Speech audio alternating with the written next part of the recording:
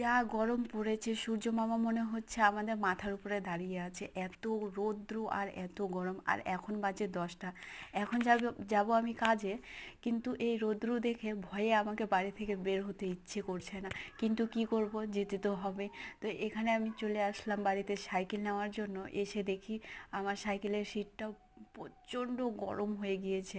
আর এর উপরে যদি আমি বসি তাহলে তো আমার অবস্থা খারাপ হয়ে যাবে। তো সেই জন্য সাইকেলটাকে একটু মুছে নিলাম। তারপর রওনা হয়ে গেলাম আমি কাজের উদ্দেশ্যে।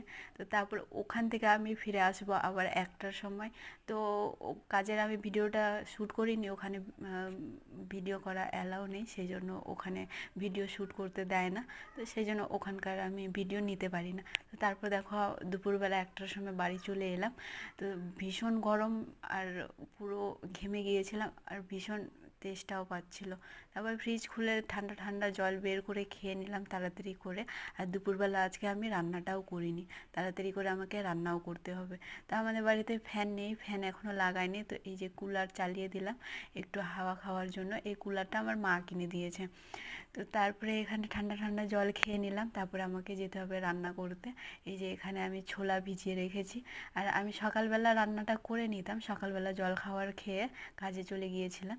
তো দেখো এখানে আমি প্রথমে হচ্ছে সকালবেলা মটরগুলো সিদ্ধ করেছিলাম প্রেশার কুকারে।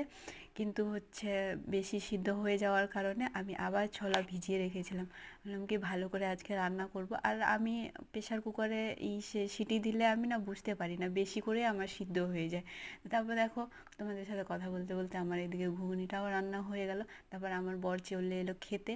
তারপর দেখো ওইদিকে ও খেতে বসে পড়ছে, আর দেখো মোবাইল ও কখনো ছাড়ে না। তো তারপর আমি স্নান করে নিলাম, স্নান টান করে তারপর আমিও খাওয়া দাওয়া করব। আমারও ভীষণ খিদে পেয়ে গিয়েছিলো। তারপরে বিকেলবেলা চলে যাব আমি আবার কাজে। তো চলো তোমাদের সাথে আবার দেখা হচ্ছে পরের ভিডিওতে।